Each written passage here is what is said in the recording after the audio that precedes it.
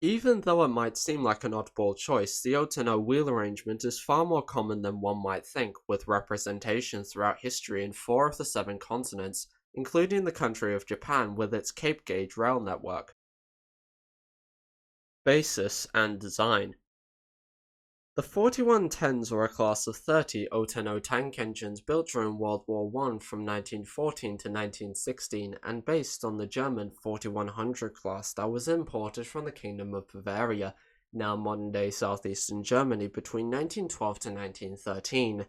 They were first used on the Imperial Government Railways, which would later become the Japanese Government Railways. Built by Kawasaki Shipyard, which is now Kawasaki Heavy Industries, they were used on freight work on the trunk lines on the Owa Main Line and numbered 4110 through 4139.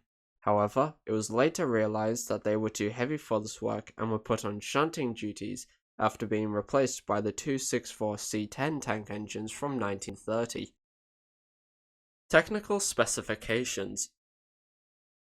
The technical specs of the class were very impressive for a narrow gauge engine built at that time. 5.79 meter wheelbase, a weight of 65,270 kilos, 4 foot 1 inch drive wheels, a boiler pressure of 185 psi, cylinder size of 21 inches in diameter and 24 inches in stroke, and a firebox area of 8.92 meters squared. They were also fitted with the extremely versatile Warschatz valve gear designed by a Belgian engineer named Egide Volschatz in 1844, which had proven to be very popular and reliable for all sizes of steam engines on all gauges. Service abroad and wartime use. The locomotives would stay together in Japan until 1939, when 5 would be converted to standard gauge and sent to Japanese-occupied Korea, with 4 being allocated to the Pyeongbak Railway in the Pyongan province of North Korea. However, the other was sent to the Tanpo Railway, later called the Hochon Line, in the northeast province of South Hamgyong. Although it wasn't just Korea that had these unique engines sent to them. During the Japanese occupation of Taiwan, a member of the class was sent to work in the country as a shunting and occasional freight engine until it was taken into the ownership of the Taiwanese Railway Administration in 1945. Post-war and withdrawals.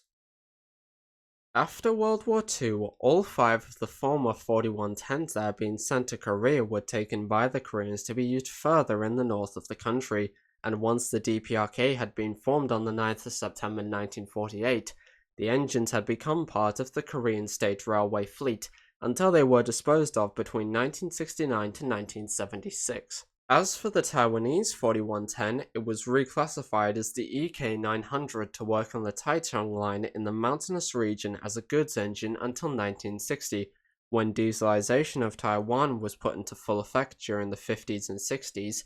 The EK900 was withdrawn and scrapped in February 1968. The ones that stayed in Japan would be the first to go, as the class was withdrawn in 1950 and scrapped with only one survivor, number 4122 in Ibitsu, Hokkaido. This leaves the class with a preservation percentage of 3.3%.